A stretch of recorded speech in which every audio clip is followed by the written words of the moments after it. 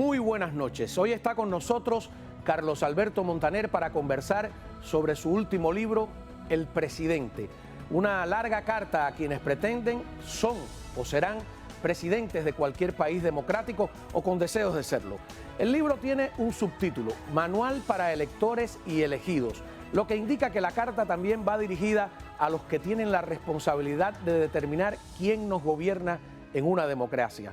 Y hay un segundo subtítulo, El Príncipe en el tiempo de las urnas, en referencia al famoso libro que Maquiavelo escribiera en 1513, explicando qué es lo que había que hacer para ser un buen príncipe o gobernante de la época. A Maquiavelo, que por cierto nunca pronunció la frase del fin justifica los medios, sí se le considera el creador del concepto la razón de Estado. Y en torno a un nuevo concepto sobre la razón de Estado, gira también este libro de Montaner. Para los cubanos es importante porque en 60 años ya casi de dictadura hay al menos 2 generaciones que no se han podido gobernar. De modo que lo único que podemos hacer por ahora es intentar influir en el pensamiento de quienes en el futuro tengan la oportunidad de gobernarse y no de ser gobernados, pues hay una diferencia que explica muy bien el libro. Influir en el futuro de la misma manera que lo hicieron las ideas de la Ilustración en el siglo XVII y en el siglo XVIII, ideas que incubaron la Revolución Ciudadana y la Industrial. De modo que el programa de hoy solo será un aperitivo para que se entusiasmen y nos acompañen este sábado en la Feria del Libro, en lo que esperamos sea una fructífera discusión pública, abierta y sincera sobre un tema trascendental que es a fin de cuentas el que nos mantiene en el exilio. ¿Cómo gobernar y cómo gobernarnos sin morir en el intento? Bienvenidos al Espejo. Muy bien, Carlos Alberto. A ver si nos da tiempo a tocar el tema. ¿Cómo estás? Muy bien y muchas gracias por esa presentación tan generosa. No, es cierto, he disfrutado mucho el libro. Sin embargo, mi primera pregunta gira en torno a que pienso que el libro podría tener un pecado original, ¿no? Que está escrito para quien quiera ser un buen gobernante y no para aspirantes a tiranos, demagogos, populistas. Y en este sentido, Maquiavelo decía que había que tomar en cuenta la maldad humana. Te quiero hacer una pregunta maquiavélica. ¿No es inocente este libro? No es inocente porque la mayor parte de los países, por ejemplo, de América Latina, están gobernados por democracias y los funcionarios son electos o seleccionados por funcionarios electos. De manera que en el mundo en el que nosotros nos desenvolvemos, si fuera en África yo te daría la razón, o si fuera en otras regiones del mundo, pero en América Latina no es así. En América Latina la democracia y la posibilidad de elegir a quienes nos gobiernan es una cosa patente. No, y ahora en América Latina va a pasar algo tremendo, que es que estaba leyendo que Chile dentro de poco va a pasar a formar parte del primer mundo, según las estadísticas, sería el primer país de nuestro continente y un buen ejemplo a seguir, ¿no? Yo creo que sería el gran ejemplo a seguir. Y además, ojalá que no se descarrile ese ejemplo, porque cuando nosotros demostremos que que Chile, la idea de Cuba es lo contrario. Es lo contrario, que Chile puede ser el primer país de América Latina que llegue al primer mundo, esa es la demostración de que todos podemos hacerlo si nosotros tenemos la capacidad de utilizar el mercado, utilizar el Estado de Derecho y las instituciones que hacen posible el desarrollo. El libro, que está hecho en forma de carta al presidente, y tú hablas de usted, señor presidente, enumera 13 virtudes según los clásicos. Tú las pones en latín, yo que no sé nada de latín las traduje al castellano. Primero, prudencia, autoridad, seriedad, concordia o flexibilidad, humanidad, clemencia, espíritu de trabajo, paciencia, firmeza, sentido del humor, dignidad, frugalidad y coraje. Yo escogí 3 de ellas, concordia o flexibilidad y firmeza, ¿no? ¿Cómo esto no se contradice? ¿Cómo se puede ser flexible y se puede ser firme a la vez? ¿Cómo un presidente puede hacer las dos cosas? Y yo te diría más, no se puede ser firme si tú no eres flexible, y al revés. Porque es una combinación entre los principios que deben ser inamovibles, que deben ser firmes, y la capacidad de modificar ciertos comportamientos ante una realidad que tú no puedes gobernar. Hay un caso ejemplar, y es la Segunda Guerra Mundial. Cuando el señor Roosevelt y el señor Churchill, que sabían perfectamente que el señor Stalin era un canalla y que el experimento soviético era un desastre para el mundo occidental, pero tenían que enfrentarse a Hitler, que estaba ganando la guerra en ese momento. Tuvieron la flexibilidad de aliarse con él. Flexibilidad de aliarse con un señor y inmediatamente después de establecer... Pero después hemos pagado todos los años de Guerra Fría. La Guerra Fría que finalmente fue ganada por Occidente y que fue en definitiva la demostración de que la flexibilidad tenía todo el sentido del mundo si se compaginaba con la defensa de los principios, que fue lo que hicieron después de la Segunda Guerra Mundial. Cuando dices frugalidad, ¿a qué te refieres aquí en este sentido? A un gasto público limitado, a que no haya gastos extravagantes, a un gobernante que se adapte a la realidad de su pueblo. Hay cosas que hieren el sentimiento de la gente, es decir, ver... Venezuela es un caso, por ejemplo. En Venezuela nosotros estamos viendo unos gobernantes que hacen lo que les da la gana, que roban lo que quieren, los boliburgueses estos que se han hecho de miles de millones de dólares y sin embargo el pueblo cada vez es más pobre. Cuando un tipo de esos anda en un helicóptero o en un yate, eso es realmente a costa de los demás, ¿no? A costa de los demás. A ver, seguimos con el libro. Sobre el poder legislativo, ¿no? Dices lo siguiente, en la página 43. Si se le exige a los cirujanos unos estudios universitarios, los legisladores, es decir, en este caso nuestros congresistas, por ejemplo, cuyos actos afectan al conjunto de la sociedad, deberían examinarse en algunas materias como derecho y economía para poder ejercer, ¿no? Como los médicos o como los abogados si quieren estar en un tribunal. Primera pregunta, ¿deben aprobar el examen para postularse o solo una guía para que los electores sepan? Yo creo que los partidos políticos tienen la función de disciplinar y de admitir solo postular a quienes tengan la capacidad de llegar al Congreso y hacer una buena labor. Pongo un ejemplo, vuelvo al ejemplo venezolano que me parece extraordinario. En el primer gobierno de Carlos Andrés Pérez, una de las cosas que él dictaminó fue vamos a crear 50.000 puestos de trabajo en la primera semana. Pero ¿cómo lo hizo? Bueno, obligó a que cada ascensor tuviera un señor que apretara el botón. Yo lo he visto eso en Caracas. Tú subías y había ahí... Y había un tipo que... Ibas a tocar el botón que te decía... Y te daba un manotazo, claro. ¿Por qué? Porque había que pagar 50.000 salarios a unos señores que no tenían ningún sentido. Bueno, esa es una pieza legislativa típica de quien no entiende cómo funciona la economía. Y eso realmente es demasiado importante para dejarlo en manos de gente ignorante. Pero vuelvo a mi pregunta, ¿pero tú crees que deben hacer un examen, o sea, como lo hacen los médicos, como lo hacen los abogados y que deben aprobarlo? Yo creo que los partidos políticos pudieran hacer una cosa como esa, por lo menos unos cursos de formación, porque es terrible. Porque la pregunta es si ese examen no limita la libertad de que los brutos también tenemos derecho a postularnos, por ejemplo. No, los brutos tienen derecho a postularse, pero tú, de la misma manera que tú no te operas de apéndice con un tipo que... Con el barbero. Con el barbero, porque si tú te puedes operar de apéndice con un médico pues, que ha tenido que pasar exámenes. El barbero no puede operarte legalmente de apéndice porque estaría violando la ley. Y hay otros poderes, como el Poder Judicial, por ejemplo, que requieren... Ser abogados. Ser abogados o por lo menos tener una formación. No requiere exactamente ser abogado. Hay instancias en donde pudieran no ser abogados, pero requiere una formación. Sí, para juicios más... Como nuestro amigo Béjar, que era juececito, decía él en broma, ¿no? Así es. Qué bien. Disfrutaba mucho de eso, de ser juececito. Claro, espero que haya sido magnánimo. Sí. Placa, a que tengo la número 3 que he puesto aquí, la pregunta número 1.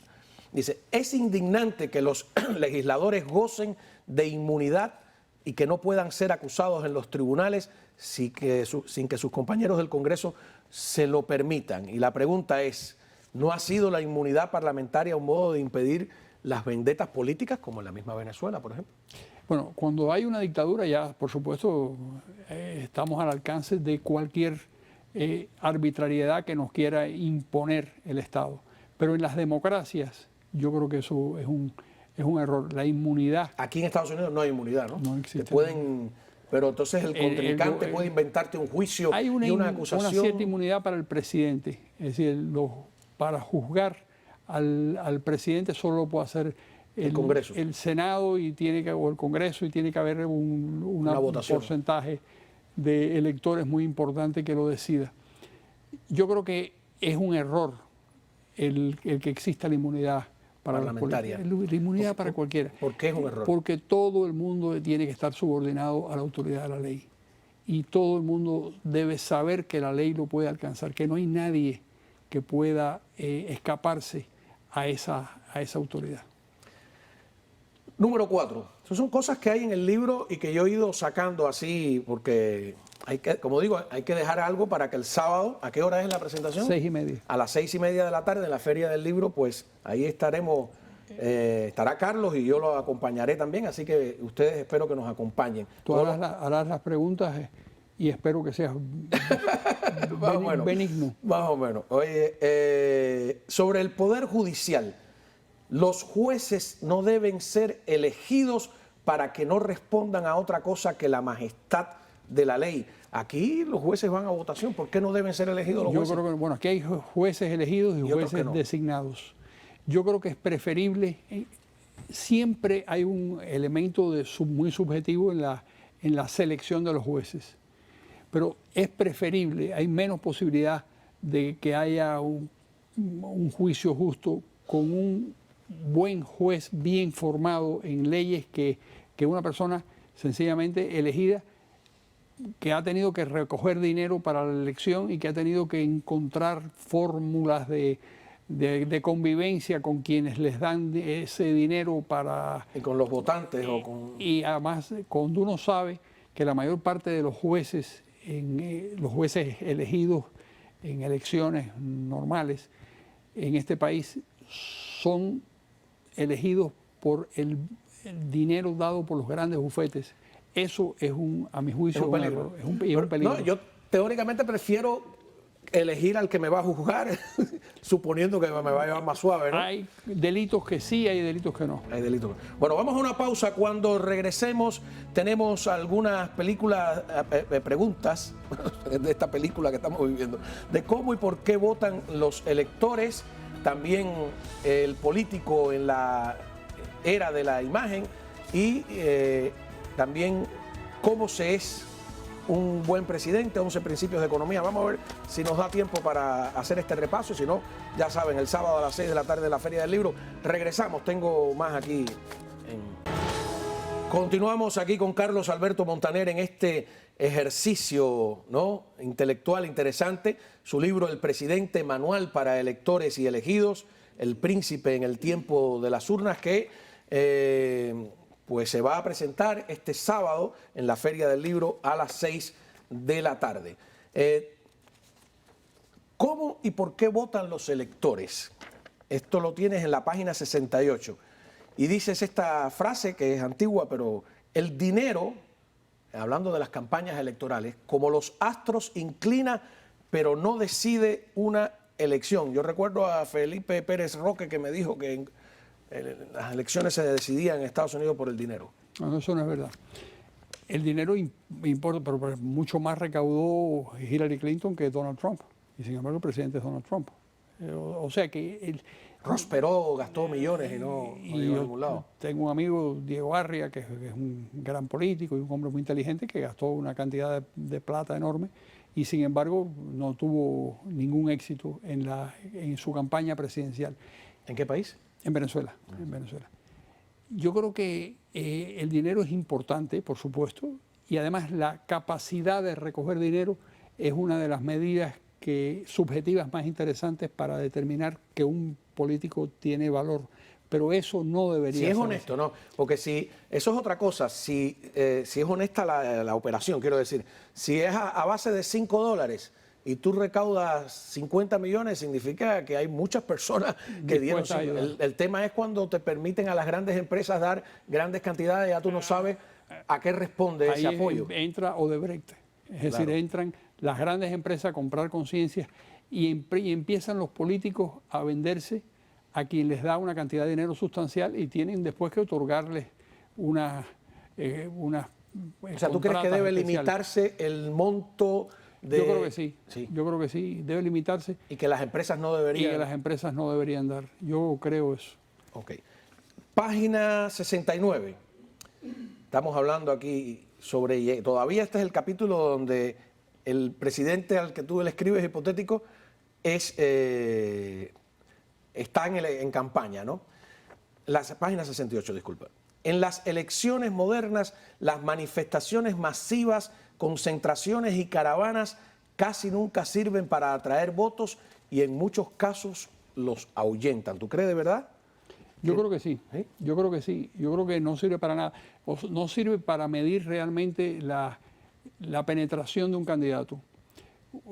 Tú puedes sacar 500 automóviles a la calle y eso parece que es una cantidad de gente enorme. Realmente estamos hablando de un pequeño grupo de personas, pero vas a interrumpir el tránsito, vas a crear grandes dificultades.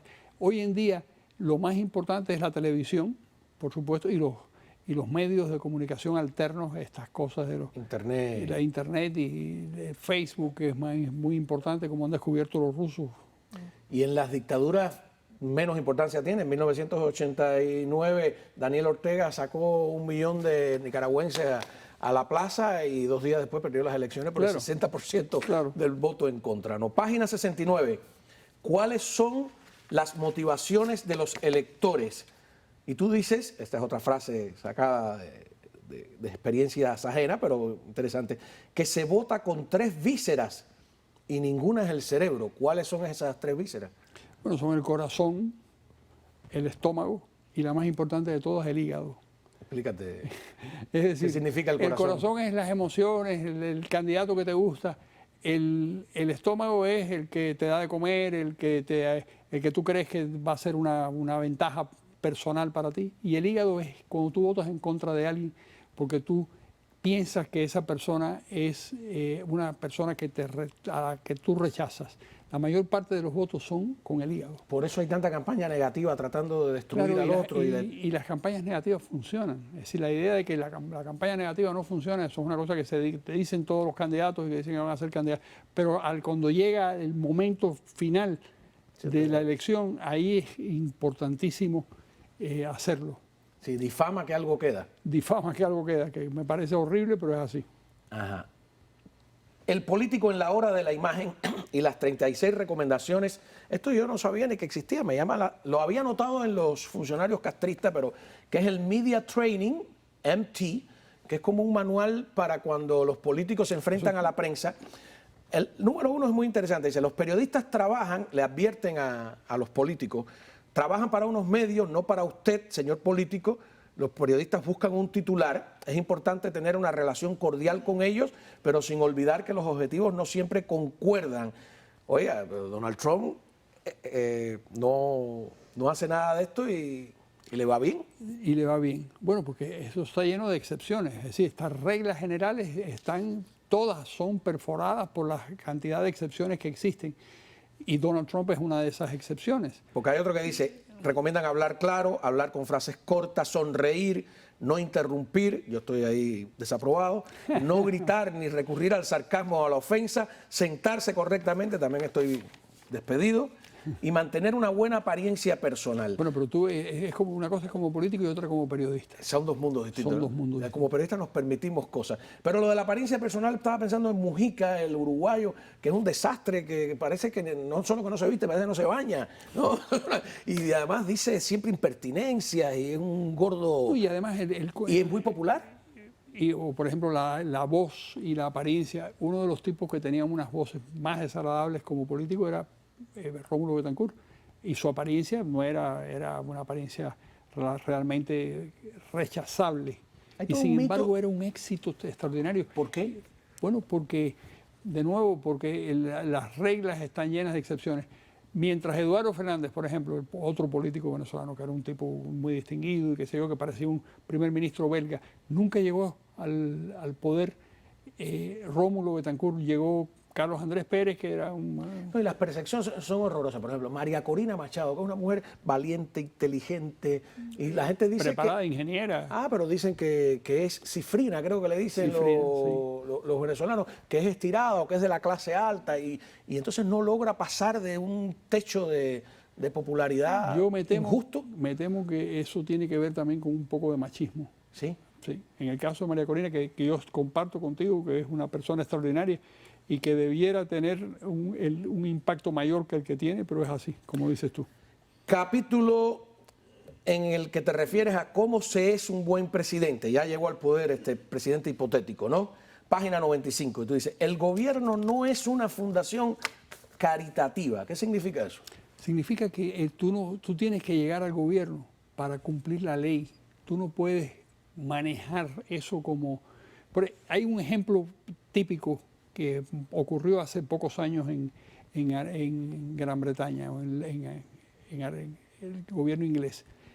Una niña que se estaba muriendo y el ministro prohibió que se le diera dinero. ¿Por qué? Porque las posibilidades de salvarse esa niña que tenía un cáncer definitivo eran muy raras, muy remotas y tendrían que invertir, no sé si eran 1 millón de libras esterlinas, una cantidad de dinero muy grande en tratar de salvar a una niña que tenía el 3 o 4%. Sí, pero hicieron otra cosa peor, prohibieron que organizaciones privadas le dieran dinero. No, que yo recuerde. Sí, sí, ahí es donde se creó el debate. Y prohibieron que Donald Trump la iba a traer a una clínica norteamericana, que viniera a la clínica norteamericana. Bueno, fue una cosa arbitraria. Lo que yo recuerdo es que el gobierno dijo que ellos no tenían dinero, que incluso dijeron hay una... Pero entiendo el mensaje de lo que dices, ¿no? De que no pueden... Hay que cumplir la ley, hay que cumplir la ley. Para eso es para lo que elegimos a la gente. Son nuestros servidores públicos, no son nuestros amos. Vamos a una pausa, regresamos enseguida con el presidente. Manual para electores y elegidos de Carlos Alberto Montaner, que se presenta este sábado en la Feria del Libro.